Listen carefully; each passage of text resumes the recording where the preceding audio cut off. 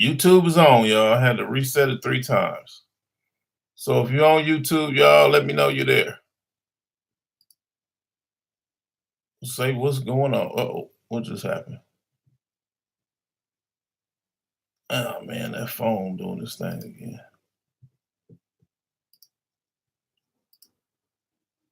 If you're on YouTube, say something, y'all. What's going on? Okay, so anyway, yeah. What you got?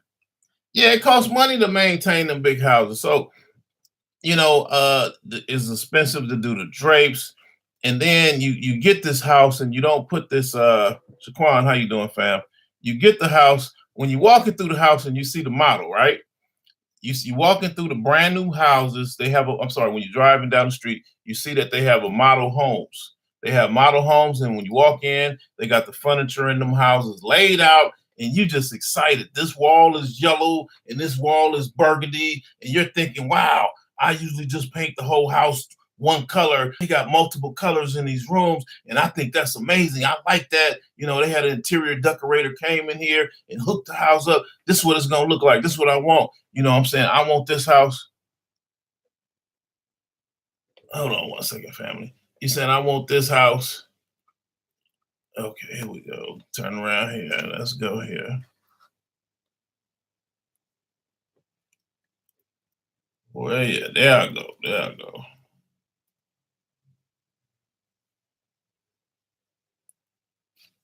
You saying I want this house?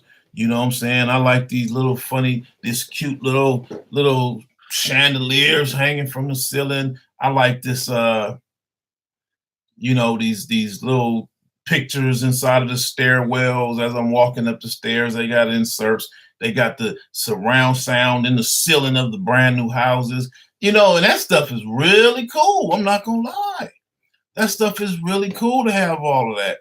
But when I talk to cats, them utilities for them houses is no joke, family. So let's talk about a few things that people need to know before they go out and buy a big house. Like again, I know I talked about this before, but I'm talking about it again because it seemed like the bigger my name get, the more people tune into my pages, and the more people get the more information. And they like, wow, I just started listening to you yesterday when somebody shared it. So if y'all can share this video, I appreciate it. So I'll be like, okay, so sometime I might have to repeat and say the same thing every 5 or 6 months, something I already covered. But I guess that's cool because somebody didn't miss it. Somebody didn't miss what I talked about earlier. So we're going to have to keep covering it over again because a lot of people still making the same mistakes because they didn't know. Hold on one second. There we go. So houses. I noticed when you're buying a house, y'all, utilities play a big part of it. So a lot of people didn't realize that when they purchased a home that the utilities were going to be so expensive. So before you go buy a home, family, you want to always ask for a copy of the utilities bills. So before you even write up an offer or go in escrow, you always want to ask, can I see a copy of the utilities, the gas, the water, the electric, you know what I'm saying? So you'll have a general idea of what that utilities cost. Most people are concerned, can I afford this house? Is my mortgage payment going to be right? Is it going to be an affordable price for me? And it ain't just about the mortgage, y'all.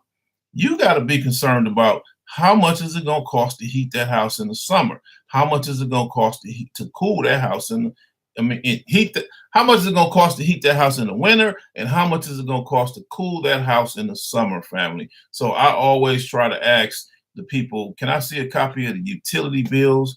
Now all of that stuff is online, so I like to see the 12 months, because I want to know, okay, well, around the winter time, when it's cold, it's going to cost you $400 a month to keep this house warm, depending on where you are. Some people think I'm talking too much money. Some people think I'm not talking enough money, but keep in mind, I'm generalizing from a national perspective. I know Atlanta, you guys got really, really cold winters, and you might see more than that.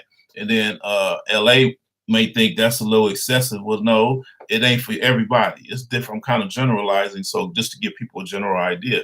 So a person who grew up in Compton, California, and had a small, 1,000 square foot house, 3 bedroom, 1 bath, they'll jump up. Their utilities will probably have been a couple $100 a month, hypothetically speaking. That's gas, water, electricity. So all of a sudden, when they move into Atlanta, they will say, well, the houses are cheaper in Atlanta. So they'll jump up and sell their house in Compton, and then they'll move to Atlanta and buy a big old giant, beautiful home. And then all of a sudden, the utilities will come and they be like, ooh, wow, that's kind of expensive, but I guess, maybe we're okay. Maybe when they bought the house, the weather was okay. But then all of a sudden, when that winter hit, it was like, whoa, $400 because of y'all cutting this heat on. Now that creates tensions within the family. That'll send people to divorce. You know what I'm saying? The utilities are so expensive that you can't afford the house. Most people thinking, well, I thought the utilities was gonna be like Compton because it was only $200, and I'm thinking no more than 250, 300. But you didn't realize all these utilities are gonna cost you 1,000. You know, I remember one time in front of that ranch house my little sis talking about. I planted 5,000 square foot of sod in front of my house. It looked like a park. Y'all know I was paying dang near $1,000 a month to water my grass, y'all, in front of my ranch house, and the neighbors were like, "This dude is crazy, or he just got mega money." And then what was the craziest part about it? When I lost the house in divorce, and I didn't actually lose the house when they took the house from me in divorce. You know what I'm saying? They gave it to her. I drove by there a while later, and you know what I noticed? The first thing I saw, y'all, my 5,000 square feet of grass was dead because she didn't realize that the water bill was $1,000 a month because I paid all that kind of stuff. She just wanted the house. So when she got the house, it's like, be careful what you ask for because you just may get it.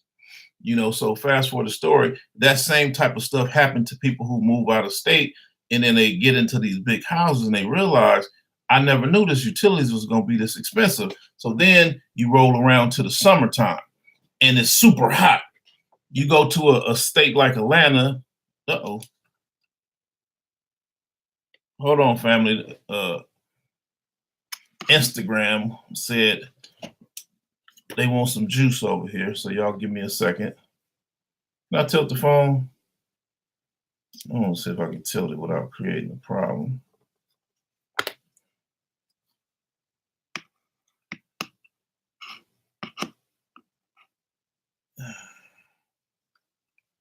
Give me a second, YouTube. I plugged that phone up and it all of a sudden trying to download pictures. Instagram, if you fall down, it's because I didn't hit the table. I got y'all propped up. Anybody else on YouTube, say what's up to me. What city and state y'all from? On here too. Instagram, Facebook. What city and state y'all from? Let me know how this social media reach is. What's funny? I'm looking at multiple people on these pages, but a lot of times it'd be like you got 1 and 2 people looking, and I'll be like seeing 7 and 8 names, 10 names. So anyway, that's why I say it's pretty cool when y'all punch in y'all city or state or something. Let me know where y'all at. Compton's in the house. What's going on, Worldwide Hustle? Appreciate you. Compton, California's in the house. So, we have a lot of people who will sell the houses in LA or in Atlanta near the airport or in DC off of U Street in the Black Chocolate City areas. And then they turn around. I told you I knew this phone was going to fall as soon as I get comfortable. But you know what? Wait a minute. See, I am a Compton guy, so I know how to rig up some stuff. Let me see what I got here. Let's see what it's going to do.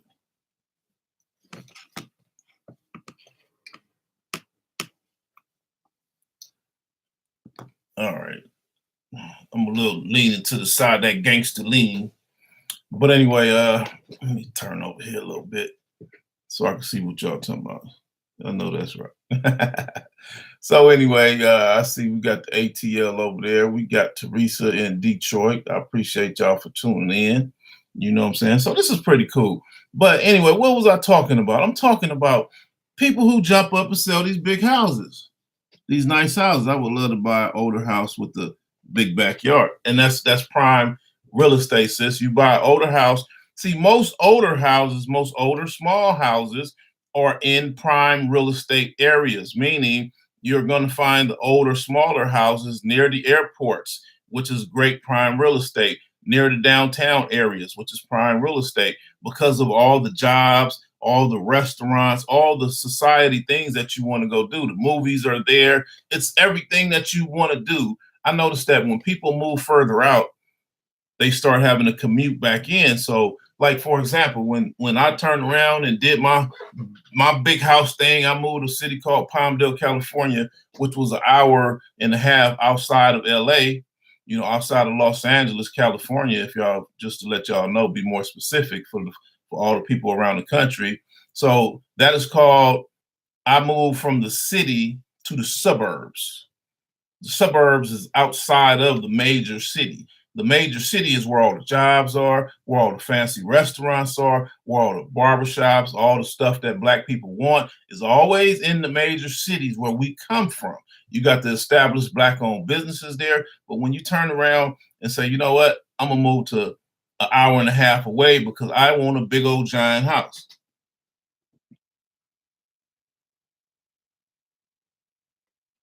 Well, Danielle say you can't build in every backyard, but you got to find out what the zoning is.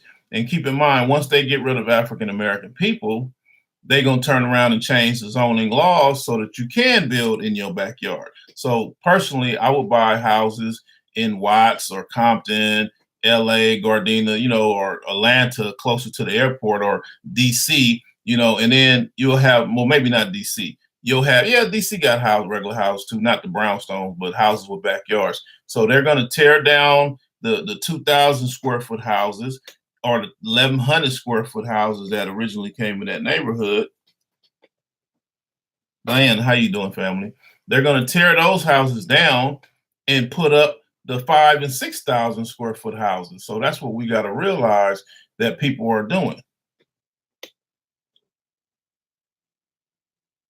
based on the zoning. Yeah.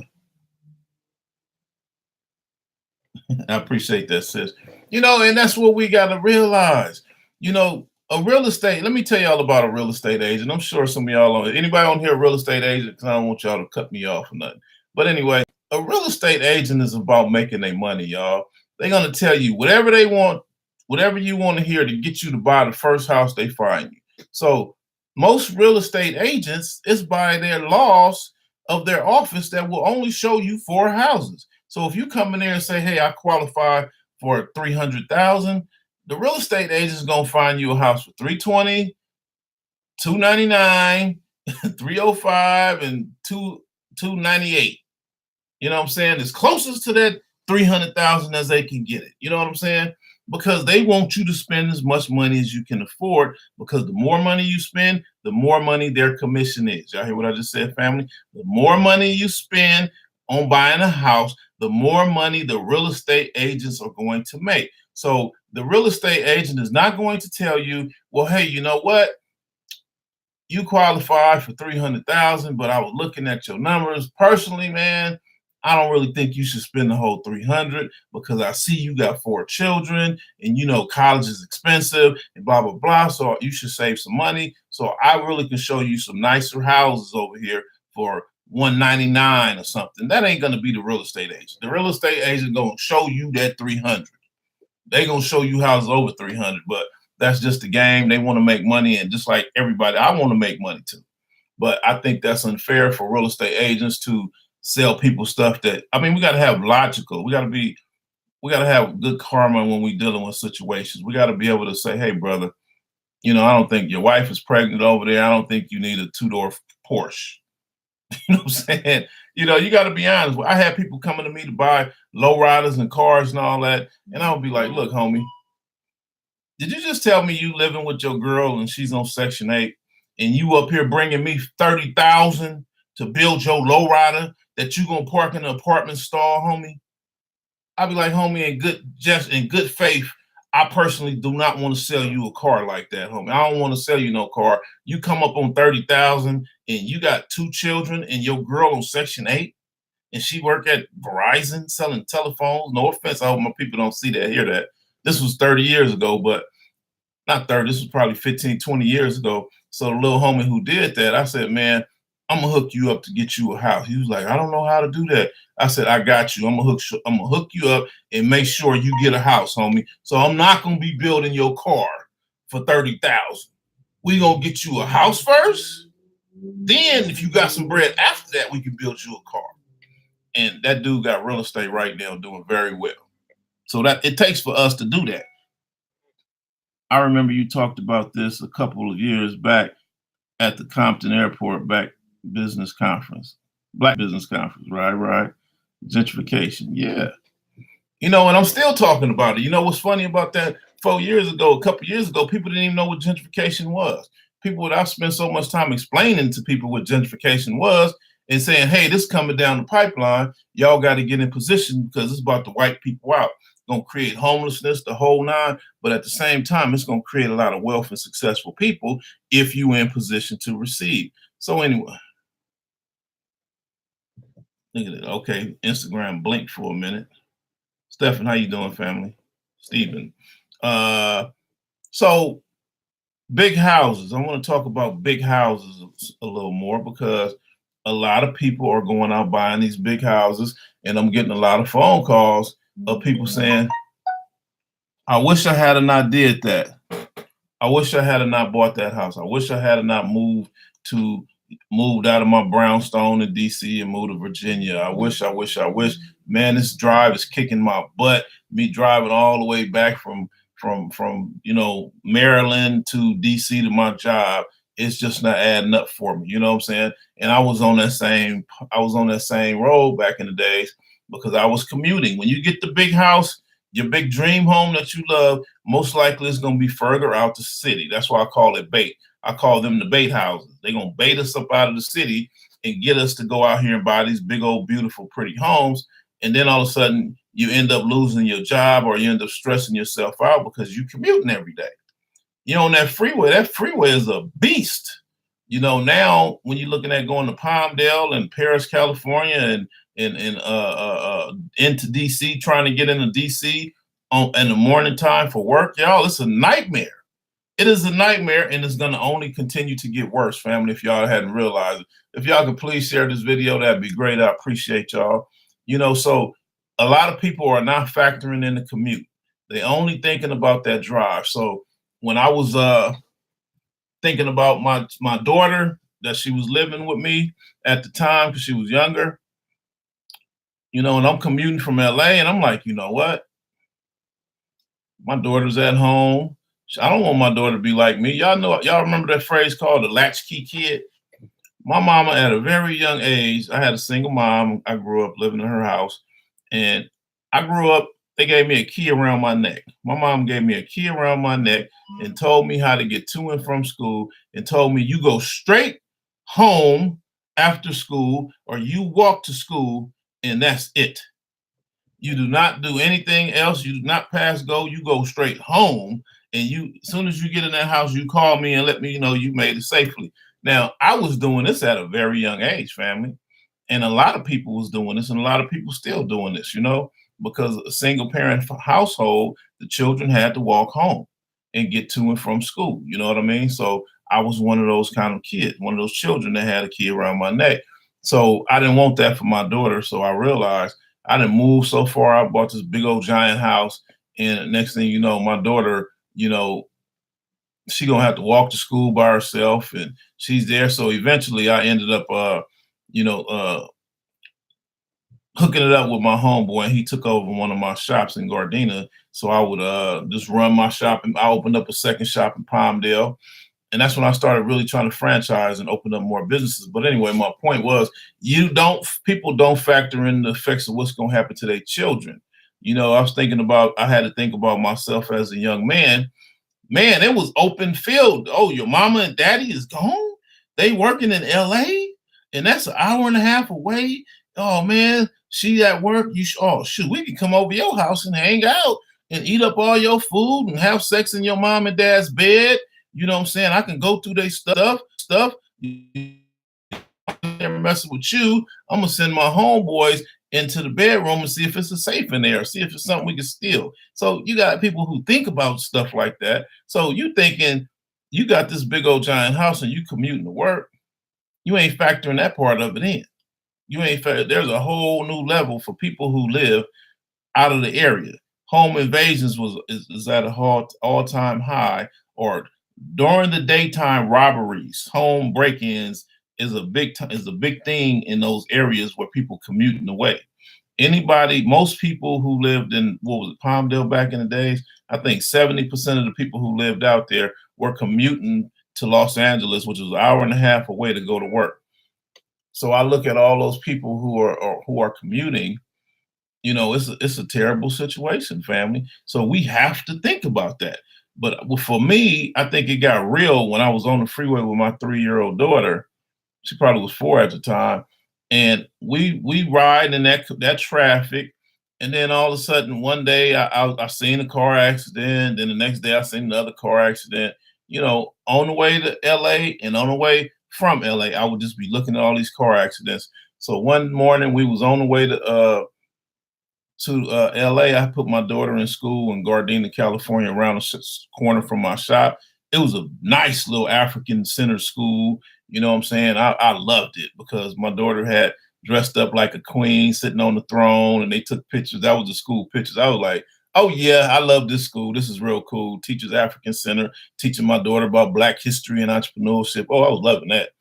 Man, one morning we was on the way down to the shop, and I was gonna drop my daughter off at school. Okay, Instagram pause. Let me repeat that. One rise that I was on, me and my daughter was on the way to school, and I was gonna drop her off at school as I was on my way to my shop in Gardena, California, hour and a half away, catch an accident, 2 hours and a half. You hear what I'm saying? Each way. So all of a sudden, I seen this Suburban flipped upside down,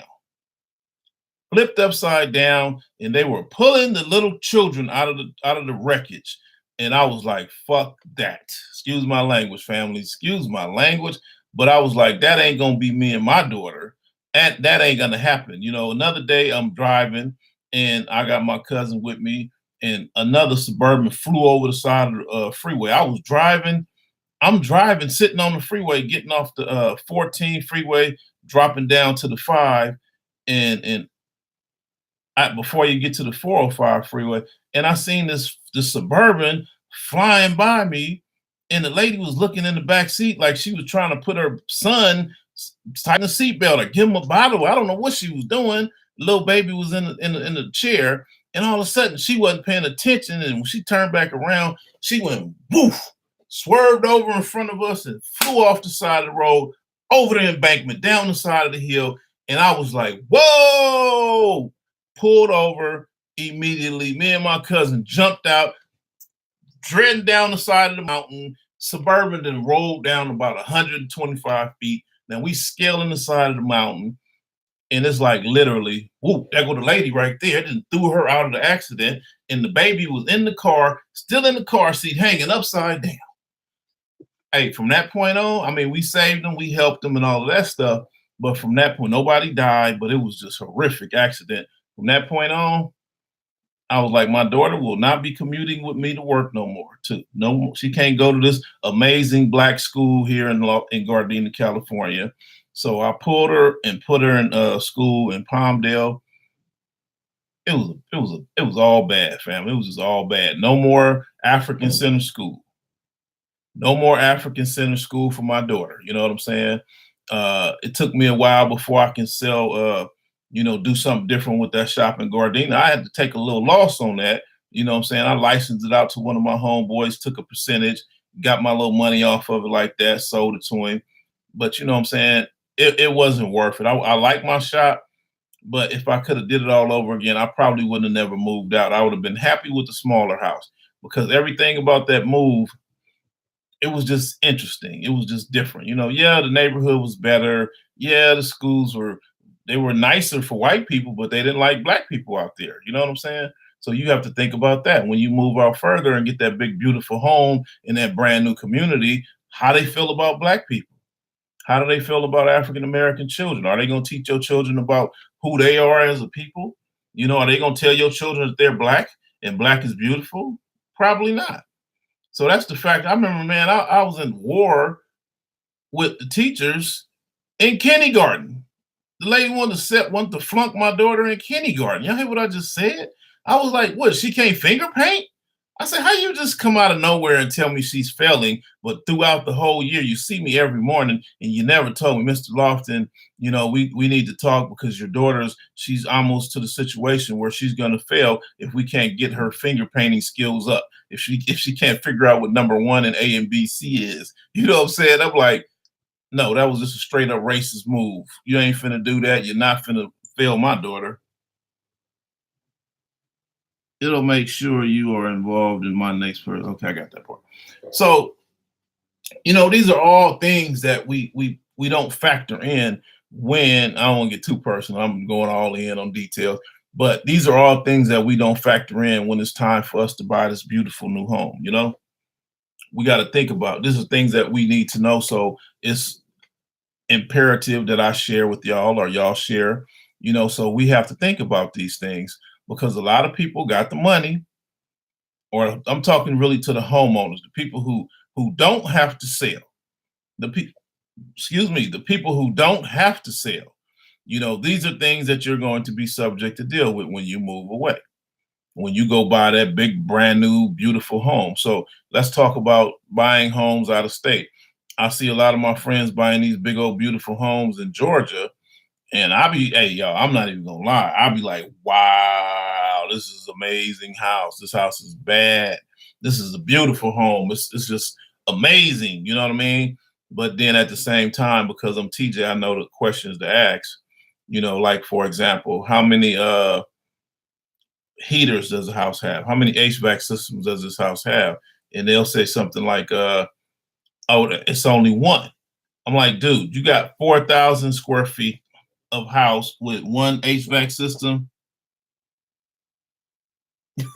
Okay, sis, let's put the money together and get something in PV. I'm with that. I love it. You know what I'm saying? Y'all hear what she just said? Let's put our money together and buy something in the wealthier community that's still closer, that's still in the area where we grew up at. Near the airport, right on the beaches and stuff like that. That's what it takes to get me there financially by myself. It may not be profitable for me to do something like that, but if I can team up with my family and we do that, that's an ideal situation. And it shouldn't just be me and my family. It should be all of us. We should be finding family members and friends and people, and let's collaborate. Do that. Tony, how you doing? Alicia, how you doing? Valera, how you doing? So putting your money together to buy property is an amazing situation. Troy, how you doing? It's an amazing situation when you pull in your money together. I see you, Danielle. I remember you told me Danielle put some things together with family so she can get her a bigger and nice, so they can get them a nicer and bigger place. That's a wonderful situation.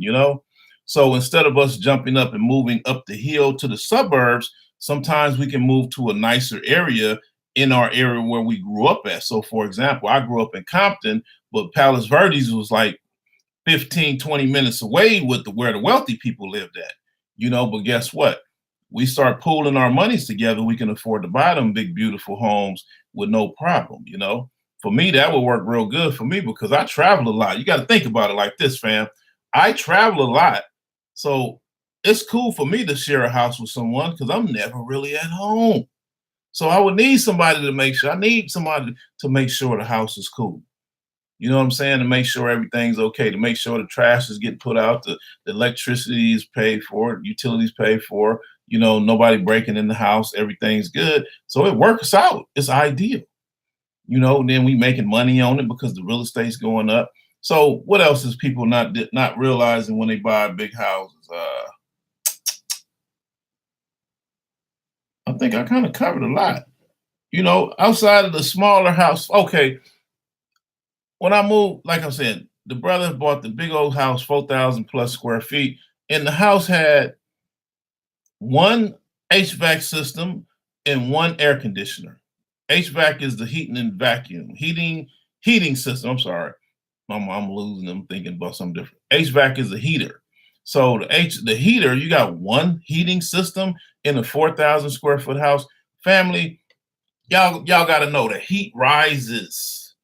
So you got a 2-story house and you have a 2-story house and heat rises when you cut it on. So in my big houses I had in the past, I would cut the heat on and I would be downstairs and it wouldn't really get warm but then I would go upstairs for something and it'd be burning up upstairs. It'd be super duper hot. And I'd be like, damn. So now it made me have to say, you know what? Let me go hang out upstairs and spend all my time.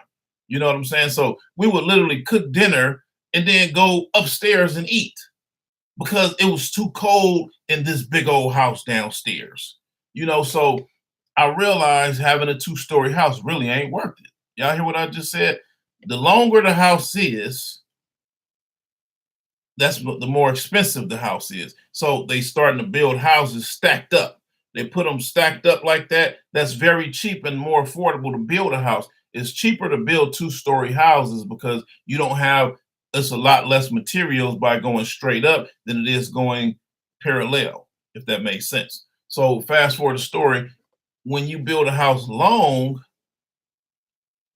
you definitely want to have more than one HVAC system. When you build a big giant 4,000 square foot house, you definitely want to have more than one heating and air conditioning system. So if you got 4,000 plus square feet, then you're going to need to have at least for every 1,000 square feet, I want a heater, a heating system and an air conditioning system. So meaning I'm hanging out in the evening time, me and my whole family, we're in the dining room. I mean, we're in the living room watching TV, hypothetically speaking. And we only over here in this 500, 800 square foot part of the house. I don't need the other rest of the house to be cooled down during the summer. You see what I'm saying? Just keep this part of the house cooled down. So if you have that separate system, it can just cool this one side of the house down. And then when I decide, okay, well, it's dinner time, let's go over there into the kitchen area and eat in that area. Cut this side of the system off. Just cut the air conditioner off on this side and cut that side on of the house where we'll be at. I know y'all thinking that's excessive. That's a headache dealing with all that. You know what, family? It's digital everything now. You can turn around and got stuff connected to your phone where you can cut stuff on and off by your phone. Smart temperature controls. I done been in enough houses and seen them. So fast forward the story. It's worth it and it saves you a lot of money, family. Different zones. What's up, Miss Bree? Different zones and it'll save you a lot of money, family. So that's another thing. So I'd say for every 1,000 square feet, I would want another HVAC system. 1,000 to 1,500 square feet, I want an HVAC system. So I'm not only just looking at how many rooms the house have, I'm looking at how many vents in the house does it have. You see what I'm saying? So when I cut the air conditioner on, I want to know, okay, for this unit, when I cut the air conditioner on, Mr. House Seller, what part of the house is this gonna cool here? Most people don't even think about stuff like that, but since I've had these houses, I know about it. So when you buying this house, this brand new house, you ask the people, what side of the home is this gonna cool? And they will look at you crazy like, wow, you ain't supposed to know about questions like that. But the ones who do, the builder, most of those people don't even know. But the builder, he knows the answers to those questions. So the more intellectual people who ask those questions, you can get those questions answered. And they'll say, oh, this is for the 3 bedrooms on the west end of the house only. And that is it covering that bathroom in the hallway? Yes, absolutely. It's covering the hallway, the 3 bedrooms, etc. Okay. Well, what about this unit? This one's for the dining room. What about that unit? That one is for the kitchen and the den. Well, what about that unit? That's for the master bedroom on the other side of the house, the hallway, the bathroom, and shower. So this whole unit is just for that back bedroom. Okay, yes. So it all makes sense. But this is why I like to build my own houses. You know what I'm saying? You want to build your own house because when I build a house, I'm going to build it to where it's going to make sense. When I cut that air conditioner on, it's going to cool most of the house. You feel what I'm saying, y'all? You know what I'm saying? Because they got a lot of nice technology out that's going to save a lot of money. So anyway, people lose money based on the fact that they didn't know nothing about the utilities. How you doing, Miss Katrina? They didn't know anything about the utilities that they were going to pay. And again, those utilities can be very expensive. People are losing their houses wanting to move back from the East Coast because they didn't know about the weather conditions, because they didn't realize they were going to have to put a new roof on their home like every decade. You know what I'm saying, y'all? So people don't realize you got these harsh winds that's coming from the East Coast, these cold fronts. It's super cold. And then all of a sudden, boom, it's burning up hot the next day. That's harsh for a house. That's hard for a house to deal. That's hard for a house to deal with. So it has to be built right. And a lot of people don't realize when they start throwing these cheap houses up, you want as long as a warranty as you can get. Oh, here's another big thing that people don't realize. Every brand new house that I've had, I have always had a class action lawsuit against them. I've always been a part of some kind of class action lawsuit. What does that mean? When you buy most brand new houses, when these people are building these houses, they're all racing the clock before the market crashes. So they're throwing these houses up quick, fast, and in a hurry so that they won't lose money. They want to build as many as they can, as fast as they can, so that they can make as much money as they can. So that means throw these houses up quick as possible. So they cutting a lot of corners. So fast forward the story, I bought houses, and I remember on one of my house, the windows are brand new house. So a lot of people think just because I'm tired of living in the old house because there's too much problems with this old house, right? But they don't realize that you're gonna have a lot of problems in the new house too. Just like people think I want a new car because I'm tired of having problems with my old car. Well, people don't realize you're gonna have problems with new cars too. So when I bought my house, I remember uh, one of my houses, I had a class action lawsuit because the windows didn't want to close properly in the house. When it started sitting, it started stuff. The windows was like really hard to open up. And I'm like, this is ridiculous. Now they talking about I need new windows and all of this stuff like that. And I'm looking at some of the neighbors is paying money to put brand new windows. It's like thousands of dollars. And I'm like, this is brand new houses. I'm not doing it. We got to pull out this contract. And they say, oh, sure enough, the house has a warranty on it, 20-year warranty or whatever. Okay, class action lawsuit because everybody in the neighborhood need brand new windows. I was in Estelle, Georgia, and my friend's house, brand new house, the driveway cracked in half and did this, like boom, looked like an island was sinking. And it was like, whoa, what happened to your driveway? A double car wide driveway, double car, no, 3 cars deep driveway in front of this big giant nice home my friend and them got, and the driveway straight cracked on one side of it and started tilting like that. And it's like, TJ, only park on this side. And I'm like, you got this nice ass house and the freaking driveway cracked up and just large chunk of concrete, just brand new house, y'all. House was like 10 years old, maybe. So I go into the house and I'm in the garage and I look up and I say, why is the ceiling inside of the ceiling exposed like that? Meaning, what is that material? I'm a builder and I can't even think of the name of this material. That stuff inside the insulation inside of the houses. The insulation was exposed. We in the garage and I'm looking at the ceiling and I'm like, man, that stuff will make you sick. The insulation ain't there. And they like, man, the builder didn't put that in there. It's like, dude, you didn't know? Like, nah, they didn't think about it. They didn't know that it was supposed to be like that. And it's like, man, the builder was supposed to do that. They were supposed to put that up. So fast forward the story, family. A lot of people will end up suing the builders for that money because they turn around, they'll drag their feet on fixing stuff. So a lot of the community, they will all end up trying to file lawsuits against the builder, and the judge will find out about that because they always go through the same courthouse, and the judge will put everybody together and it becomes a class action lawsuit. And the next thing you know, they're going to break everybody off a lump sum of money. That's a headache anyway. That's a whole nother story.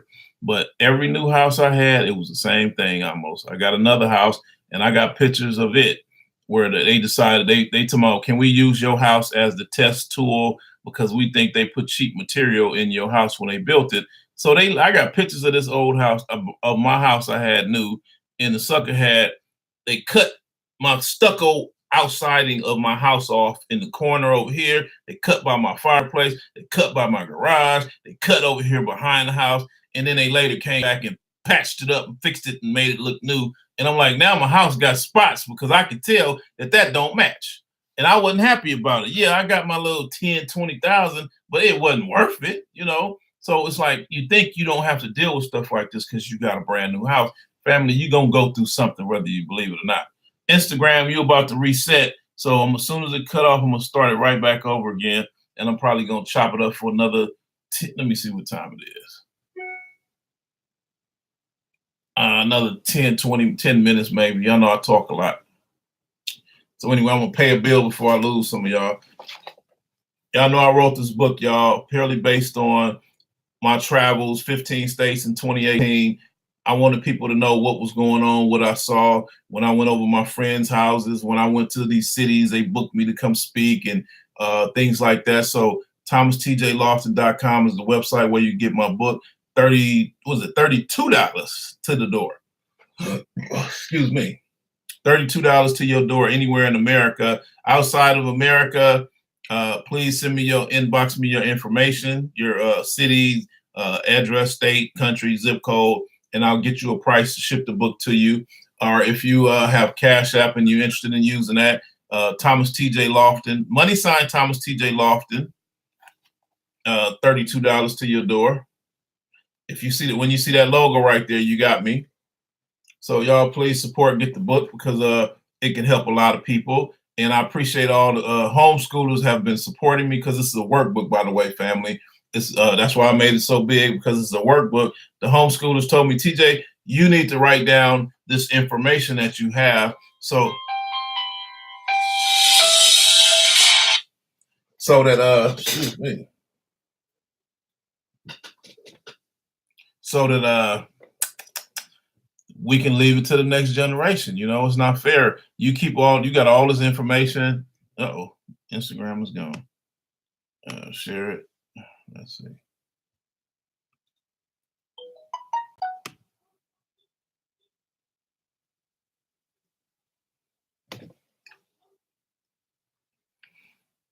Okay, Instagram, I'm back up again. I appreciate y'all.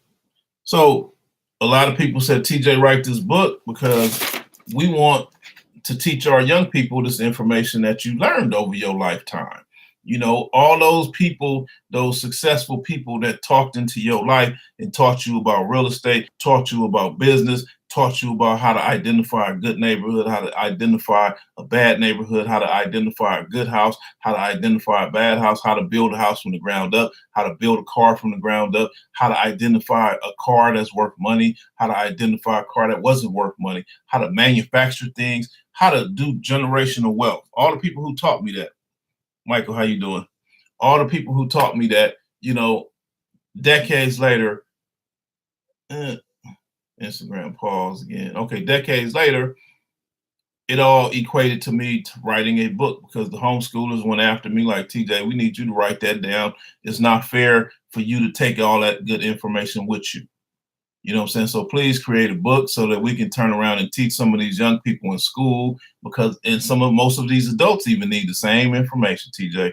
So here it is here, monetizing gentrification, building Black ownership. It's not just about gentrification is the buzzword I use because purely based on the fact that gentrification is driving the real estate market right now. It's creating a lot of wealthy people and it's breaking a lot, and it's also creating a lot of homeless people. So that's why I wrote this book, so people can identify with how to make money in this and how to avoid becoming homeless with this through reading this book and understanding what's happening. So again, monetizing gentrification, building Black ownership.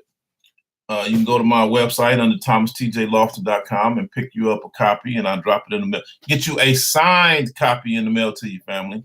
Who we got? What's going on, my brother? Appreciate you. Okay. I like all those photos in your book. Oh, yeah, y'all. They got a lot of photos because, you know, you can tell me about something and it don't sound, it's like, oh, okay, cool. Yeah, that sounds cool. But when you show me in this book, I put a lot of pictures that I was like, wow, I can't believe this. I can't believe that. So I start taking pictures. I'm snapping video footage. I'm taking pictures and I put it in my book, family. I wanted y'all to see what I saw. You know what I'm saying? I want y'all to see this is unbelievable. This is unheard of. Or this is what an investment looks like. This is a good idea to buy a house like this. You know what I'm saying? So I spent a lot more money making this book purely based on all these pictures. I'm not even gonna lie, y'all. I had Originally, I had 150 pictures in this book, and the book is 150 pages. So I cut out 60 pictures, y'all, because it was costing too much money to print this book. So I turned around and I just wanted y'all to see exactly what I saw so that it becomes real. Because you can tell me about something over the phone, but it's like until I see it, that's when it gets serious. So that's why I wrote this book. I want y'all to see what these houses look like. I want y'all to see what these businesses look like. So I wrote this book and put the pictures in it and paid more money for the pictures. They were trying to tell me, most books don't have pictures, right? I was like, nah, I ain't writing it if it ain't got pictures in it. Well, it's gonna cost you your loss, out of your pocket. I said, you know what? That's cool. I'm not tripping. I lost connection, so I missed some things you discussed. You can also catch me on, this is being recorded on Facebook and YouTube. So if y'all on YouTube, please click subscribe and help me get my numbers up on YouTube. And if you on Facebook, please click follow and like. Go to my business page though, family. Please go to my business page. If you on Facebook, go to see where it says, where does TJ work at? And it's going to say I work for Thomas TJ Lofton. Please click on that, go to my home page, my business page, and click click follow. Because eventually I'm gonna come out of these personal pages. I need to go to my business page because right now I got like 2 pages of Facebook's open. 2 different pages of Facebook. I got like 3 different Facebook accounts. Y'all know I wasn't always into this social media. I got onto this social media purely based out of pressure. People said, TJ, all this stuff you be talking about, man, you in here trying to school us. You need to be addressing this stuff on Facebook, man. That's a hell of a platform. Excuse my language, family. That's an amazing platform. And people like you with a good message, they go on and they start talking about stuff and they address some of these topics that greatly affect our community. And that'll help you out a lot. That'll help us out by you communicating through these social media platforms. So first it started off with Facebook. For a long time, I set the Facebook up. I had 400 friends. As soon as I start talking business and people start telling me to keep talking business, all of a sudden I realized I got 5,000 friends. Then they said, you need to start another page. Then I started another page. Then I got 30-something hundred people. And I'm like, now I'm starting to unfriend people who don't use Facebook or who pictures are not there. I'm weeding out all of the crazy people. That's not cool. The people who are on there trying to make bad comments and be like, you only got 3 people on there. You don't know nothing about a house. What are you talking about? You don't know nothing. You ain't never built no car before. Only 2 people listening to you. So I had to go through the page, get rid of all them kind of people like that who was trying to hinder the message because we in the land of social media. It's very easy to research a person's background, especially on my page. All you got to do is scroll through it and see that I done built cars, got a good relationship with the lowriders. I kind of pioneered the lowriding industry for Black Americans and took lowriding to a whole nother level. So why are you telling me I ain't never did that before? I don't even want to debate you. You know what I'm saying? That don't make no sense. I know what I did. I don't got to debate you on my page. So anyway, fast forward the story. I deleted a lot of people. And then somebody said, TJ, you're a public figure. You should have a public figure page and you can have 100,000 followers on there. I'm like, they was like, that's what you should have did in the beginning. I'm like, I did not know that. I ain't no Facebook, social media, Instagram person. And they say, you need an Instagram now because Instagram, you don't have a limit. You can have as many people on there as you want. And you got to have a YouTube because you can have as many people on YouTube. And I'm just like, this is crazy. Thanks, sis.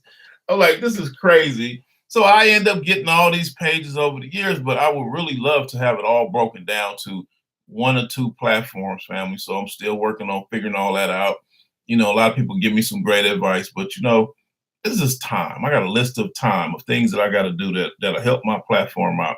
But the goal is to get the people the right information. So if y'all can help a brother out and just simply share these videos, share it into your groups, and we can help a lot of people. So getting back to the houses, I'm doing surveys of all my friends. I done been, y'all, if you follow me over the in 2018, I done been to so many friends of mine's houses that moved out of state.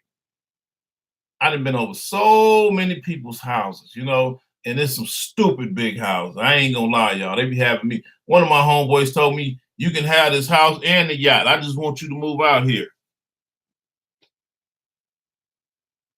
Oh, thank you, Steph. You know what I'm saying? Everybody trying to get me to move to these different states. They're trying to get me to move to DC. They're trying to get me to move to Maryland. They're trying to get me to move to Atlanta. I'm like, I'm not even gonna lie, I'm loving it. I would love to, own some real estate in these houses, in some of these houses I've seen, but that weather is no joke. What's up, Mr. Frederick, my brother? Low rider guy right there, my low rider family, y'all. Some of these people got these beautiful homes, what I'm saying? And I've seen them and I'm just absolutely amazed. My homeboy is trying to give me a house on the lake. Y'all go back on my Facebook page, y'all see that I went to Maryland. I was going out there every year for a little while and stay with my homeboy for a couple of weeks, him and his family. And I'll be out there on the yacht and, driving up down the lake on the jet skis, all that good stuff. And it was fun and all of that, but then the weather conditions is ridiculous.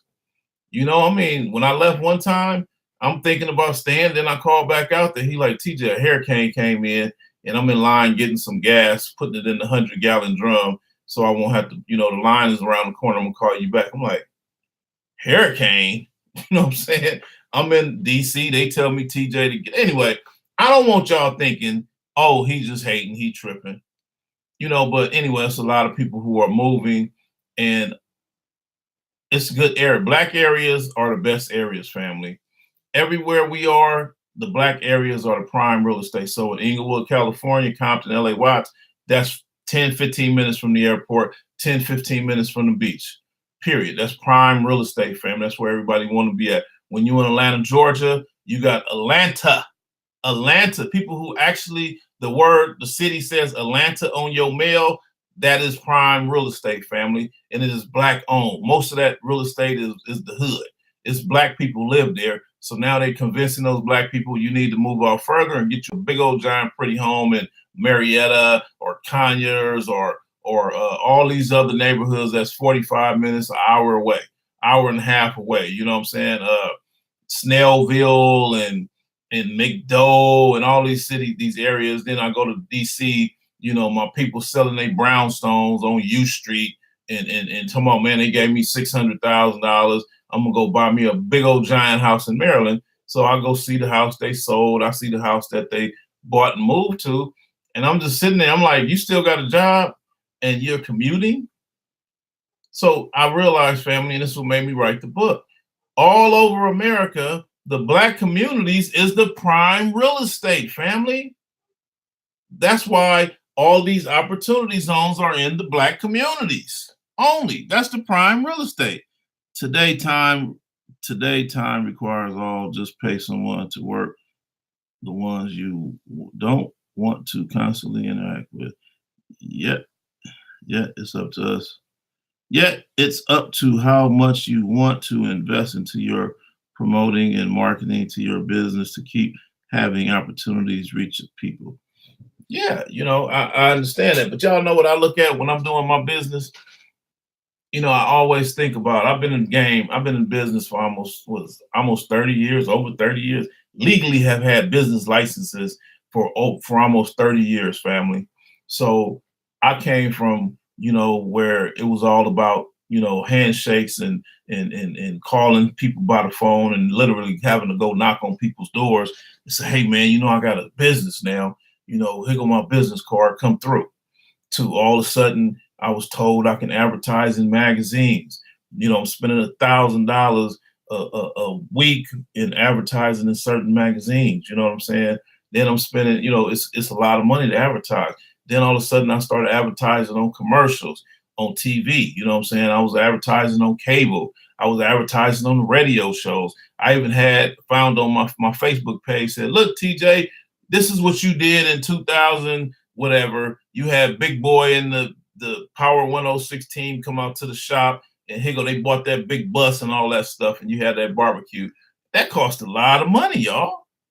That cost a lot of money. Whatever that was, that cost a lot of money back in them days. So now I'm sitting here doing it for free.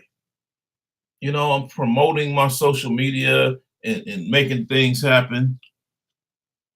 I'm sitting here. No, I really don't have no advertising bill. And what's funny? People always come to me and say, oh, TJ, I can handle all your social media. And I'd be all excited, like, really? How much you gonna charge me? How much you gonna charge me? And I'm thinking they're gonna say like, $200-300 a month and all this old crazy stuff. They're gonna design the ads and they're gonna do this. And they're like, no, no, no, no, we're just gonna monitor it. That's it. We're gonna post the stuff that you give us. And I'm like, wait, how much you want? Say $3,000 a month. I'm like, what? To manage my social media? So I feel like I'm sitting here every day doing my own thing, saving $3,000 a month. Kindle and gamble, it's spending in gain to gain customers. Yeah. But you know what, family is very well worth it because I get to monitor what's going on around the world through sitting right here. So through the internet, it's an amazing opportunity. I have a serious home-based business. I sit back and sell my books, and people call me, and I do Skype consultations and Skype presentations and FaceTime. You know what I'm saying? All those technologies that it takes to talk to people. I got people who got Apple products, and they be on the way to work in the morning, and I be sitting here at my desk behind the computer, FaceTiming them, answering business and real estate questions for them as I'm teaching them the game. You know, so society has changed, technology has changed, family. You know, people who are on the freeway commuting, that's kind of gotten to kind of like antiquated. It's outdated now. You know, so we gotta get y'all into some business ownership. And that's why they getting rid of people. You got a lot of people whose jobs have said y'all can work from home now. It don't make no sense for y'all to come in here no more. Y'all, it's so much technology, y'all can work from home. You know, we're gonna know you on a computer, we're gonna be able to watch you. So it's just like you in a cubicle over there in the back. Now we don't need to have this big old 18,000 square foot warehouse no more with people sitting in our office space no more. We got one person sitting in the regular office and watching over 20 people who working from home, watching 100 people who working from home. And it's like, as soon as they log on, it just monitors everything. Society has completely changed. So businesses have changed, you know. Uh, oh man, I can really go in deeper. But my goal of getting on here today was to help people to not, you know, to who are being bamboozled by realizing, you know, I think I want this big old house. So me personally, if I had like 5 or 6 young children, especially boys, I would want a 5 or 6,000 square foot house. You know what I'm saying? I would want a big old giant house, you know, because young men like to run wild and like to chase stuff and fight and wrestle. And personally, when I'm in here handling my business, I don't want to hear no noise. I don't want to hear no noise. I don't want nobody bouncing off the walls. So I need a big house. If I have some sons, 3, 4, 5 boys, we gonna get a big giant house, y'all. Y'all hear what I just said? That's when it makes sense to have a big house, right? But it gotta make sense. And I'm not commuting to work. I'm not going to be commuting. So me personally, I had a family. If I had a family and had 3 or 4 boys, yes, I would move out to the suburbs and buy me a big old giant house. And I would be working from home, have my whole office is over here, got this big old giant office space because my house is 6,000 square feet. You know what I'm saying? So I got enough room divided between me and them young men. And I got cameras seeing them before they even get to my door. I'll be like, hey, hey, hey, hey, stop right there. Where you going? Turn around. Don't come in here knocking on my door begging me for nothing. I guess you can see them because of all this technology that's out. Don't come in here bothering me. I don't want to hear it. He threw the ball, whatever. I don't want to hear it. Y'all all gonna get in trouble. You know, that's a big house for you. But if it's just you and your wife and you got one child, no, family. No, if you're retired, if you got a job, you always want to live not too far from your job. It just makes much more sense. You know, people are stressed out, losing their mind with these long commutes. I'm hearing people all the time talking about, I'm just tired of this commute, TJ. I'm tearing up my cars. I done gotten speeding tickets. They done gotten accidents. They having problems. Their driver's license got points on them now. It's always a headache. And I'm hearing a lot of bad things about the commute is a problem and they just getting tired. So yes, you get these big old giant beautiful homes, y'all. I'm loving these houses. I'm not even gonna lie. I'm filling y'all with the love for these big houses, but trust me, they're a headache. They're a headache. Now, let's talk about the people who buy these big houses. Okay, so now what made me go out and start buying bigger houses? The bigger my name got, the more I realized I needed to be staying farther away from people. I can't be, you know, over here with people. Somebody seen me sell a car for 120,000 one day, and they was like, maybe he gonna take that money to the house with him because The banks is already closed. It's 7 o'clock at night, and he just sold that car for 120,000 to them Norwegian cats, you know. So all of a sudden they immediately saying, we're gonna have to follow him home. So that's the kind of stuff that made me move out further, is when things got crazy. So people thinking maybe he keeps the money at his house. So, you know, you got to realize, okay, well, now safety is important. So the more money, so people who own medical marijuana dispensaries, safety is very important. You got to live further out in a bigger home or a gated community. People who sell weaves, you sell that hair, you got to live in a gated community, because weaves, medical marijuana, lowriders, all of those are high profile businesses where people gonna know you deal with large volumes of cash, and they gonna want to follow you home. So that ain't cool, family. So yes, these are the kind of people who should live in these gated communities and make sure that they're okay. But if you're just a regular everyday person, you don't have to pay them extra costs. You know, you don't have to drive further away, you know, and these are just things that we got to know about. Now let's keep it real now. When you get to certain areas, I asked a couple of my homeboys, why you buy this big old giant house? Why you buy this big old giant house? And he said, TJ, I would love to have a little 2-bedroom house, but I got way too much money and everybody want to try to get me. So I want to live further out. But every time I go into these further out areas, they cost a lot of money, and they do not build no 2-bedroom houses in Beverly Hills and in Malibu and all these areas where I ain't got to worry about nobody trying to kidnap me. You know what I'm saying? And I was like thinking about it. He wasn't lying, because he was a regular everyday cat that was a real hustler in his business, you know. And his name just hit the airwaves, and it's like they gonna snatch one of his family members when they realize where he live at, if he lives in that kind of area. So he had to move further out. But he said, quote unquote, I would love to have a 2-bedroom small house. I hate these big ass houses, but this was the only one inside of this gated community that was for sale when I came looking for a house. I didn't buy the house because it was a big ass house. I bought the house because it was in a safe community, and because of all these celebrities over here, I can go out and walk my dog with my family and not have to look over my shoulder. I'm not the richest cat in this area, TJ. And I said, that makes a lot of sense. That makes a lot of sense. And that was kind of like my story. That's what made me move to that ranch house my little sister was talking about.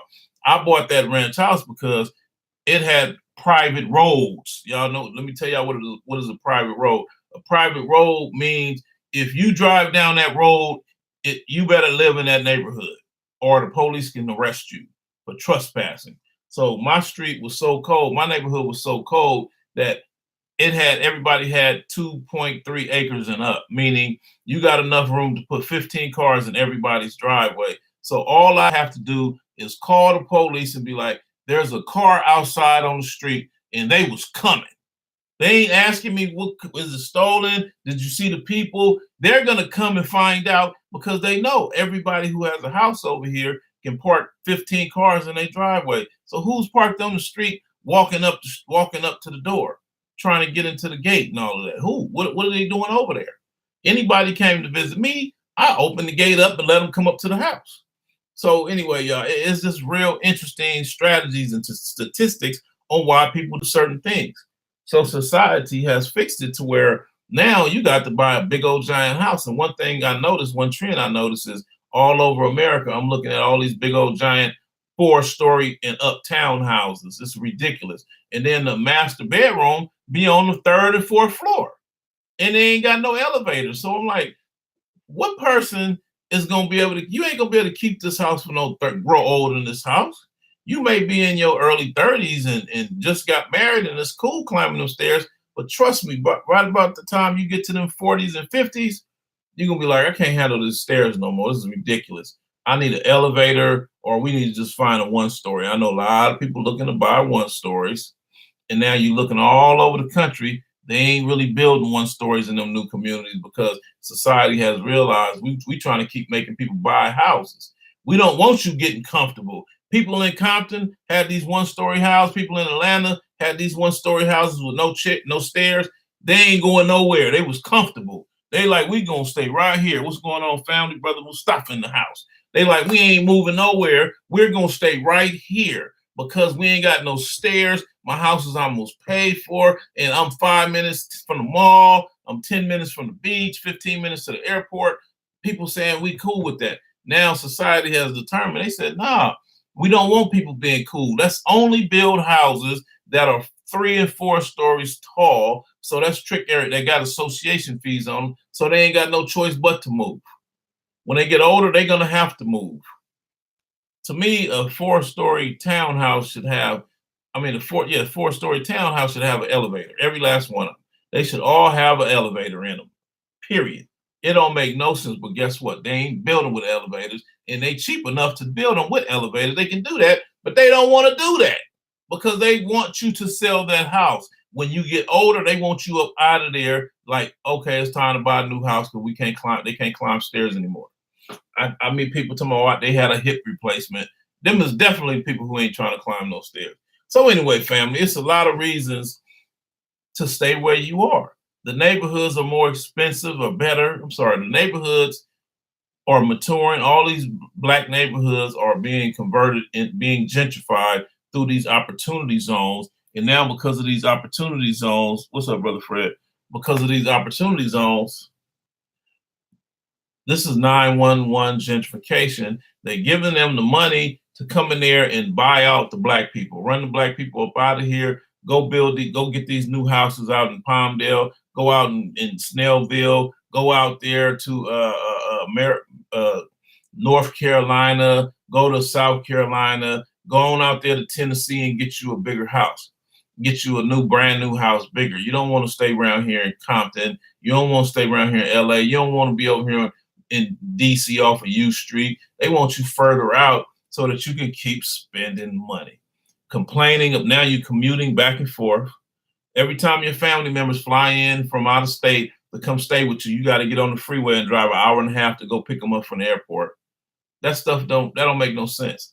I remember when, my daughter, I grew up being able to go to the beach when I wanted to. But when we moved further out, I wanted to take my daughter to the beach, but that was like planning a major trip. I'm like, traffic is from this hour to that hour, so I don't want to move around during the traffic. So we can't go until this time, and we can't leave until that time. It was just ridiculous. But living in Compton in LA, where I grew up at, I could just say, come on, let's go to the beach. We didn't even have to think about it. Let's go to the beach. But coming from an hour and a half away, you really got to factor that stuff in and pay attention. Okay, if we leave, we got to leave before 3 because it's going to get dark around 5. It was just ridiculous. It was just too much stuff. It's going to be a lot of traffic. We may not find nowhere to park. It's just a nightmare. It's a headache, family. So anyway, y'all, I got to, right, high, wicked, intelligent moves, manipulation for monetary gain. Exactly. So the reason why I did this, y'all know I try to pick topics that's going to affect us. I think a lot of other people was talking about a lot of other things. Y'all know I don't got time for all this old other stuff that don't make no sense. I want to keep us focused because we got, no matter what's going on with Trump, we still out here trying to buy. Some of us buying houses. Some of us need things. Some of us looking for jobs. Some of us looking for new businesses. So we got money now. We got to make some good decisions. Or some of us don't have the money we need to survive. So we really got to make good. They really got to make good decisions. You see what I'm saying? So it's up to us to share this stuff, to talk about it. Let's talk through some of these things. And I see a lot of people, their heart desire is to own a big old giant home, but they've never thought past the ownership of that big giant home. They never thought about the utilities. They never thought about the commuting. They never thought about the home invasion robberies because you're gone all day, the breaking and entering. They never thought about the factor of your children growing up in a white community. My daughter was talking about, why is my butt bigger than all the girls in the school? Why am I taller than all the girls in the school? I said, because you black and they white. You're a queen. You're a goddess. They're not. You know what I'm saying? It was a lot of things that I was dealing with. And I'm like, wow, why am I got to deal with all of this? She talking about, they said she ugly and they said she got a weave in her hair. My daughter had natural hair. My daughter hair natural. Her daddy took care of her hair, kept her in the salon where they kept taking care of her hair. You know what I'm saying? Her auntie owns a salon, so of course she got good hair. You know what I'm saying? So fast forward the story, my daughter was going through so much stuff that I never even factored in. I'm thinking I'm the man. I got all this money. I got this big old giant house. Everybody loves it. When they come out here, I'm the man. And then all of a sudden, my child is being beat up, being bullied, being harassed. She ain't never got beat up, but mentally being beat up because people talking about you're ugly. You know what I'm saying? Why are you so tall? Why your hair so long? Why your hair got curls in it, naps in it and all? Just the stuff these young people was abuse, mental abuse, verbal abuse. You know what I'm saying? Why is your daddy a drug dealer? Because only black people live out here is drug dealers who can afford to buy a house in this area. You know what I'm saying? Stuff like that. And she's like, what? Now my daughter looking at me like, my friend said that only drug dealers live out here, and you build gang member cars. Does your daddy sell drugs? Because he couldn't make that kind of money selling those cars. I remember my neighbors didn't even want to talk to me. I'd be out there all day, watering my grass, waving, hey, how you doing? How y'all doing? They wouldn't say nothing to me. But then all of a sudden, when my ex would come outside or my daughter would come outside, they go talk to them. Hey, how's it going? I'm Jane from next door. What does your husband do for a living? Like, well, they wouldn't ask me that. You know what I'm saying? So it's the things that you have to factor in, family. Because of gentrification, they're pushing a lot more people further out, and the people are having problems. Teresa, how you doing? That's why I took my son out of public schools. I had to realize it wasn't the place for him. Real talk. Real talk. I didn't know people. Put it like this. We only know what our friends know.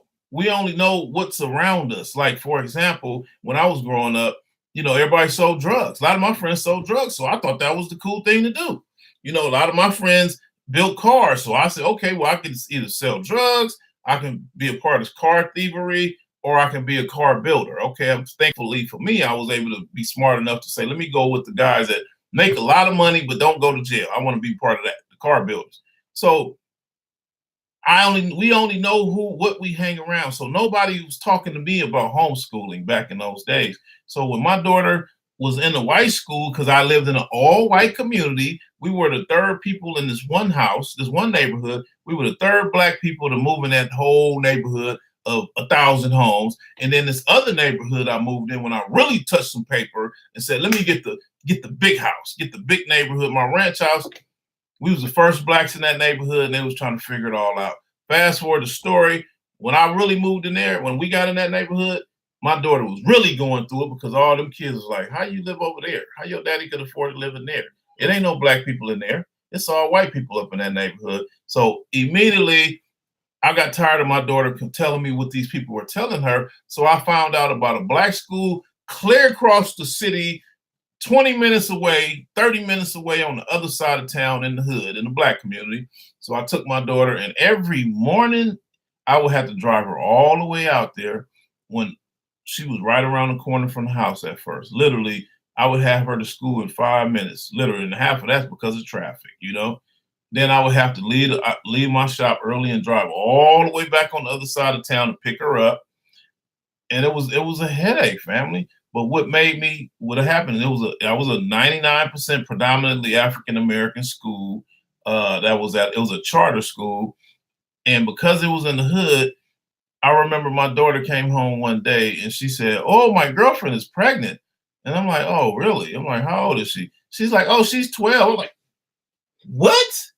I was like, hell no. She was like, I can't wait till she have it. Everybody's so happy. And I was like, man, I'm like, this is stupid. A 12-year-old girl pregnant? Like, what? So now reality smacked me in the face. Like, my people need help. My people going through it. Annette, you telling me the mama's okay with the 12-year-old daughter being pregnant and she didn't get her ass whooped? That ain't cool. Then another time, oh man, I got so many stories, family. I'm thinking I'm having too much money to be dealing with stuff like this. I thought that when I started touching paper, real paper, I wouldn't have to deal with this kind of stuff. I'm thinking I'm going to be cool because I done made $1 million in my life. So I ain't got to worry about all this stuff no more. But boy, I done moved into a whole nother world of problems. You know what I'm saying? It's like now I'm like, okay, my daughter want to go to people's birthday parties, so I'm taking her all the way back on the other side of town to go into the hood to a birthday party. Now people looking at me like, oh, wait a minute, ain't that old boy that owned that shop and yada yada yada and oh man, that's is that a brand new such and such you driving? And oh my God, that's how much is that? I'm like, uh-oh, this is stuff I moved away from. Now we going right back to it. So I wish someone would have said, TJ, you should put your daughter in a homeschool. I wish I would have knew about that back then. I would have really, people pay for their children to go to homeschoolers. You know, people who are successful, they really homeschool their children, or people, anybody who homeschooling their child got a good sense of mindset. They want better for their children. So letting your baby have sex at 9 and 12 ain't one of those. That don't make no sense to them. So that's exactly the way I feel about it. So anybody who think like that, we roll together. So I would love. Oh, you want your children? This is an African Center school. Yes, I want to put my child in that school too. Yes, I want my daughter to know about Africa. I want her to know that this is about Black love and appreciation and respect. And her people she come from kings and queens and gods and goddesses. Yep, driving across town, and I would pay more money for him to go to a private African Center school. It was worth it. He's loving it. I appreciate that, Queen. I appreciate that, family. We got to make decisions like that. It's not about us. So some people say, well, I ain't got it like that. I can't afford to go to a homeschool. Some people say, I can't afford to go to a Black homeschool and all of that. Well, it's like you got to make a sacrifice. I remember driving nicer cars, and I'm thinking to myself, you know what? I remember commuting back and forth in a brand new Eddie Bauer. It was not economical by a long shot, y'all. I remember saying, this is stupid. I'm flossing with this big old brand new expensive truck, and I'm every time I hit the freeway, I go to the gas station. So I said, you know what? If I get rid of that truck, I'm gonna have a lot more money. What's up, Queen Thais in the house? There go my homeschooling goddess queen right there over there, y'all. So homeschool, Queen Tyra East, liberated minds, family. That's the #1 Black homeschool in the nation. I was just saying, I wish when my daughter was young, I would have known about the phrase, the school's called homeschool. I wish I would have known about a homeschool because I wouldn't have went through all the stuff I went through. You know, becoming successful, getting all this money, buying this big old giant beautiful home in this all white neighborhood. You know, I pulled my daughter up out of the Black society. My daughter didn't even know she was Black. She didn't even know she was Black. She just knew she was different.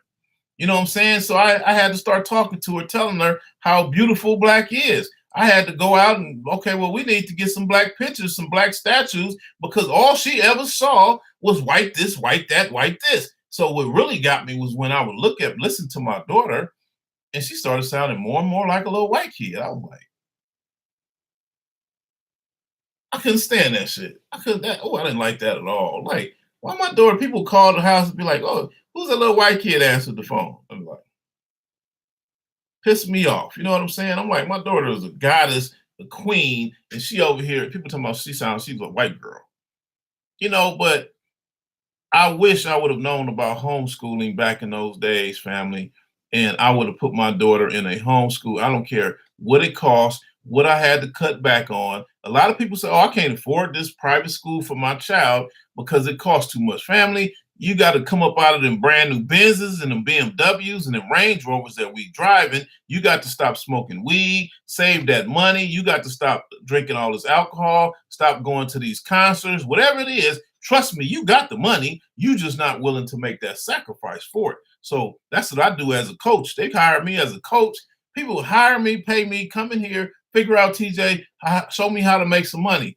And I will look at the stuff they spending their money on. I'm like, you already got money, and you just spending it on a whole bunch of stuff that don't make no sense. So when I tell them, I said, man, I remember I told my partner, I said, do you really need the S550 Mercedes?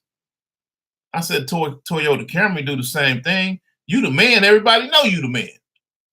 Do your daughter, your 18-year-old daughter, really need an E350 Mercedes, homie? That's $70,000 for your 18-year-old daughter. Do she really need that? You know what I'm saying? And she can be riding in a Toyota Corolla or something, you know? And he was kind of mad about it, but he thought about it. I said, dude, I can't help you if you don't want to help yourself. Y'all hear what I just said? I can't help you if you don't want to help yourself. So, in order for me to help you, these are the things I need you to get rid of. I can't sit here and go hard trying to find you some money and help you invest this little bitty money into something that's going to make you successful. You want to be a part of this real estate? I'm gonna need you to get rid of that Benz. I'm gonna need you to get rid of these two Benzes you and your daughter driving. You know what I'm saying? It don't make no sense. You don't need that. You ain't got to go extra and pull your money out the 401k so that you can go invest in some real estate. Won't you just get rid of them two cars you got? You leasing them at that. You know, so I see a lot of people who got a lot of knowledge, but they when it come down to stuff and things, they don't got no knowledge. It don't make no sense, y'all. It don't make no sense. TG, how you doing, family? It just don't make no sense. So, you know, so for me, family, when I moved into that amazing community with them big old giant houses, I remember growing up as a young person, I would be in Compton and I would look at the mountains, right? On a clear day, I would used to be able to stand in LA in Compton and look down north and see the mountains. And I would always think, man, one day when I get some money, I want to, you know, buy me a house by the mountains. I want to go to the mountains. So all of a sudden, years later, it just hit me in reality. TJ, you made it. You got the house. You live right up under the mountains. Every evening, I get off of my business. I would come back to the house, and me and my daughter, we would go walking or bike riding, and we would walk up to the mountains, or we would go ride our bikes on the mountains. Our children are our greatest investment. That's real talk, Thais. My daughter was my greatest investment, and I wanted her to be right. I needed her to be sound up here. And I remember always telling my daughter, she was like, "Why are you so mean? And why I got to do all of this stuff?" I told my daughter, I said, "Look, I don't want to be living in no projects when I get old and can't take care of myself. Don't be putting me in no group homes. And if you're going to keep me at the house, I don't want to be living in the projects." You know what I'm saying? I didn't grow up living nice my whole life. So I don't want you to be having made bad. You don't have no knowledge. So you going to get an apartment in the projects. And when I retire, you think you're going to move me in the projects? That ain't going to happen. So I'm going to raise you right now. Tania, how you doing? Yes, it's all about ownership, but not just ownership, but ownership in the right places, you know? And that's why I wrote this book, Monetizing Gentrification. I talk about what are those right places? What does it look like? Because most people don't know. People would tell a real estate agent in a minute, oh, you need to just find me something 6 bedrooms with granite countertops, y'all. So I had to write about that kind of stuff and what does it look like in my book. You know what I'm saying? Because most people, y'all got to realize we were never really taught about real estate. We were never taught about ownership. When I was in kindergarten, K through 12, I never talked about real estate ownership. I never talked about starting a business ownership. That was never the topics in the classes. Now, here we are in 2019. I'm 48 years old, and I travel the country speaking in all these colleges and schools and all this stuff and these panel discussions. And that ain't even a conversation, family. They still ain't talking about real estate ownership, and they still ain't talking about business ownership. And when they do talk about business ownership, they talking about working for somebody's business. They are not teaching our children how to go start a business, y'all. So it's up to us. If you can invest your money into your child to go take football lessons or go to dance classes and things like that, you can invest your child to have some type of a business class, some type of entrepreneurship training classes, take the TJ's toolbox or something, you know what I'm saying? So that they will overstand business. In fact, you need to have your children sit next to you when you paying them bills. You need to let them know, okay, this is homework right here. I'm gonna give you all these bills and I need you to go over there and add them up. Okay, here go the light bill, here go the mortgage, here go the gas bill, here go the insurance, here go the life insurance. Y'all hear what I just said? Here go the life insurance, here go okay, here go the money it's gonna cost for us to get new tires on the car because you know we commute. Here go the gas bills. I paid all this money on gas. I need you to go over there and add all that up for me and let me know what it costs and categorize it for me. You know what I'm saying? And then they come back to be like, "Dang, Daddy, you spend $6,000 a month on bills." Be like, "Yeah, exactly." That's why every time we go to the store, you yelling, "Can you have this and can you have that?" You know why I'm saying no now? Because you don't need to be burning money on extra stuff. So, anyway, that teaches young people stuff. You know what I'm saying? I remember when I would give my daughter money, she would always ask for stuff. Can I have this? Can I have that? Can I have this? Can I have that? So I would give her an allowance. I'd be like, here go $20. So be careful how you spend it. And boy, all of a sudden we would go to the store. She would be like, Dad, you gonna buy me something? And I'd be like, you got money? And you know what she would do? She was like, I don't need it. I'd be like, oh, when I'm paying for it, it's good to have. But when you paying for it, you don't need it, huh? I peeped that out. Young people with something else. She realized this is the only money you gonna give me, and I gotta pay for my own stuff. I don't want no candy. I said, okay, cool. So my daughter learned at a young age. But anyway, family, our children, like the Queen say, our children are our best investments. You know what I'm saying? So I tell you like this: if you start off a child with some Legos at 2 years old and buy them home building kits of Legos, for example, and all of a sudden those Lincoln Logs, like I grew up, hey, I had a hell of an epiphany the other day.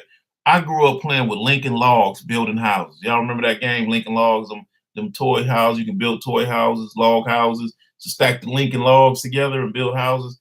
I grew up playing with Legos and Lincoln Logs. I also turned around and grew up to become a house builder. Started building houses and all that kind of stuff, building cars. I grew up playing with model cars, y'all. So nobody was surprised when I became a car builder. So my thoughts is, to this day, building houses is what makes people billionaires, y'all. Is what developers are. So if you turn around and start buying your children house construction sets of Legos, and they grow up. I've seen some Legos, they have little bitty houses that they can build. And then I've seen Legos where each piece is this big, where they can build a physical house inside of your den and it go to the ceiling. You know what I'm saying? I think that's important if we buy our children those things like that, because a construction set to build an actual house for a 10-year-old, they be building houses in Legos all the way up 5, 6, 7 years old. And then when they get older, you turn around and teach them how to build a tiny house. Y'all hear what I just said? A tiny house in the backyard. You turn around and say, hey, you want to build a tiny house in your backyard, and teach your children how to build a tiny house. By the time they're 18 years old, it's a strong possibility they will be a millionaire. Y'all hear what I just said? If you teach a child how to build, they start building houses from a child with the Legos, and all of a sudden they start going into tiny houses in the backyard at 10. And by the time they're 18, they building houses. Family, by the time they're 18, they'll be a millionaire. By the time they're 25, they'll be a billionaire, because houses are so expensive right now. Houses damn near $1 million in the worst neighborhoods. My brother builds things with Legos. 50, 30, 20 rule. Right. So that's what I remember talking to the Queen. I remember talking to the Queen, and we went and looked at some houses that was being at the Home Depots. Y'all know they got free classes at Home Depot that children could take, that you could take. Anyway, family, I'm looking at it. It's 8:53. I started at 7, so I've been on here for 2 hours sharing with y'all. So I appreciate if y'all can share this videos, and spread the good videos word. So somebody, hopefully I said something that people can use. But if y'all don't mind supporting, I appreciate it. Monetizing Gentrification, Thomas T.J. Lofton, Building Black Ownership. ThomasTJLofton.com is where you can get the book. No, it ain't on Amazon either. I try to keep it black. I ain't put it on Amazon yet, and I have no intentions of putting it on Amazon no time soon, even though people keep trying to convince me it's a good idea. So if you want the book and you're in Los Angeles, California area, you can get it in the Baldwin Hill Crenshaw Mall. Let me hold it up while I'm talking about it. You can get it in the Baldwin Hill Crenshaw Mall. Go in there and tell Malik TJ said what's up. Get the book from you.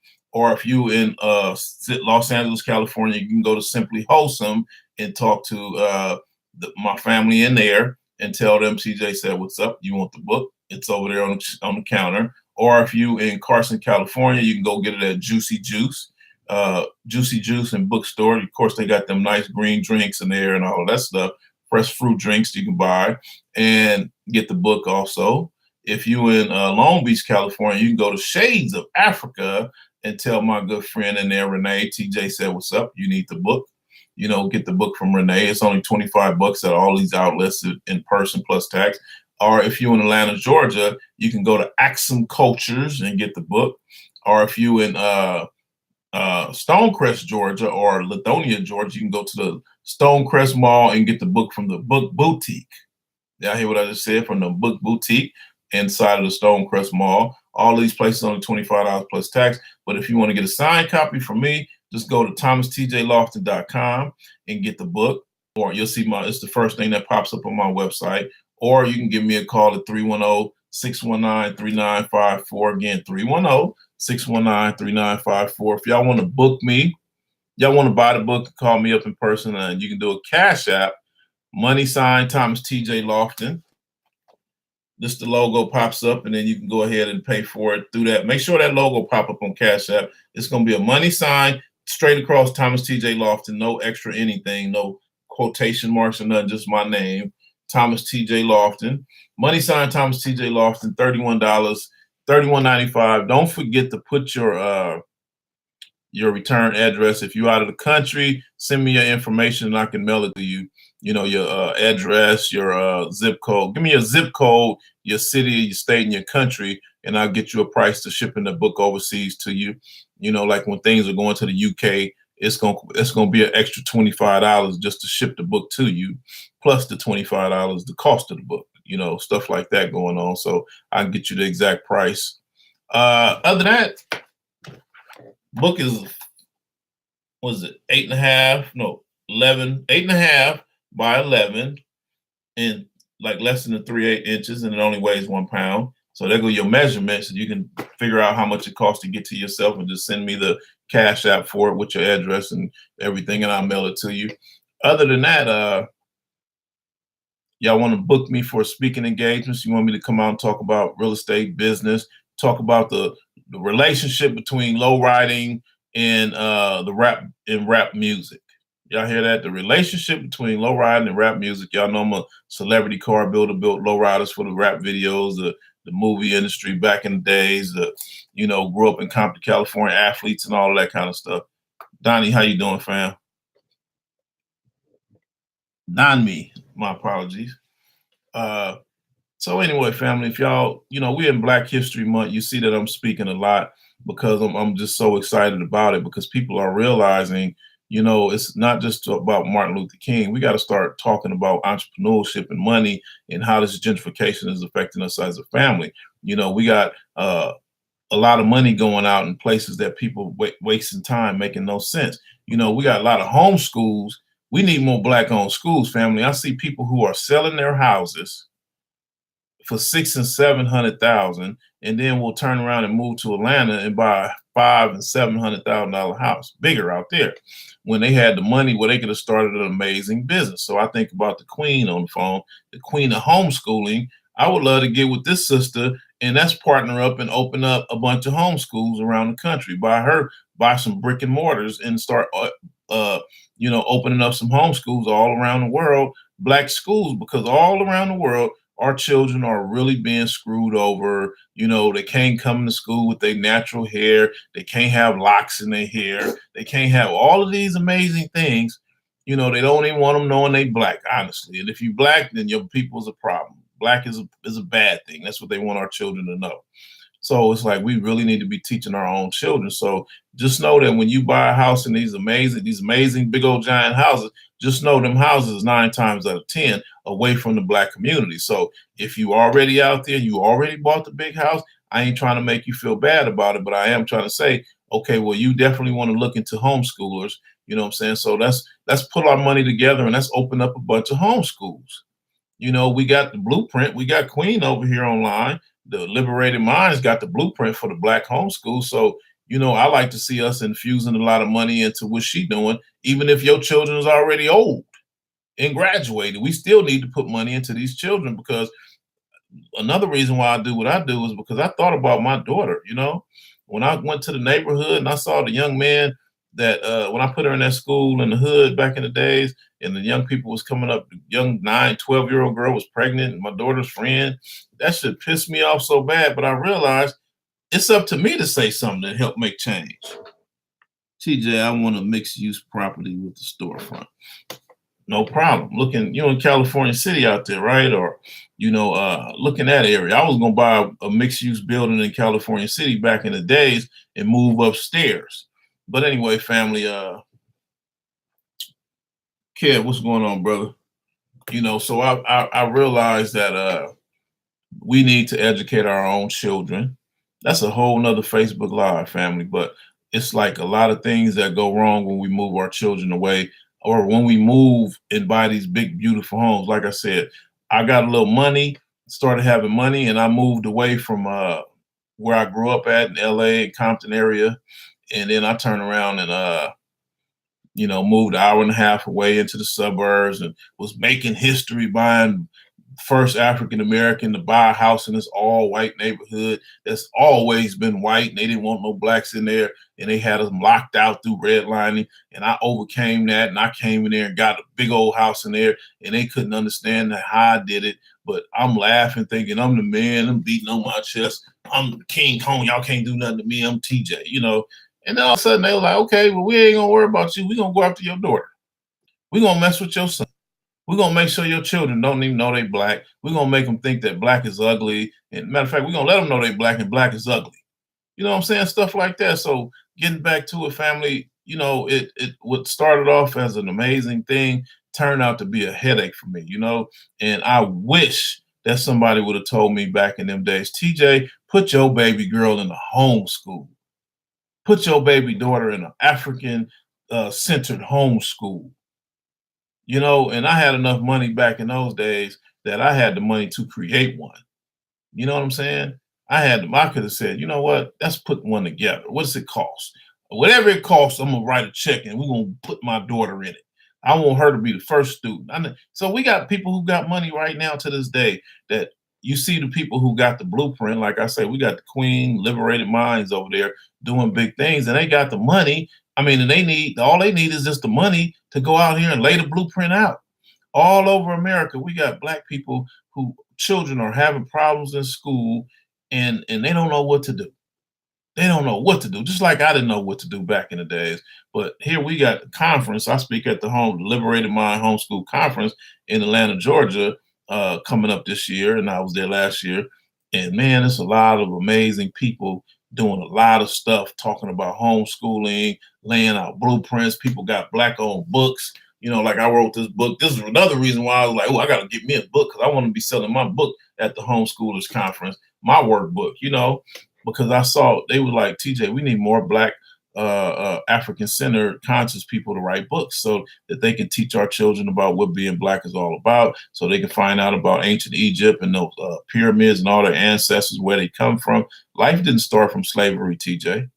Life started from this and that. And we had Africa, and we got to do it fast before the Chinese buy everything up and rip the pyramids out the ground. And next thing you know, you be hearing rumors that black folks never lived in Africa.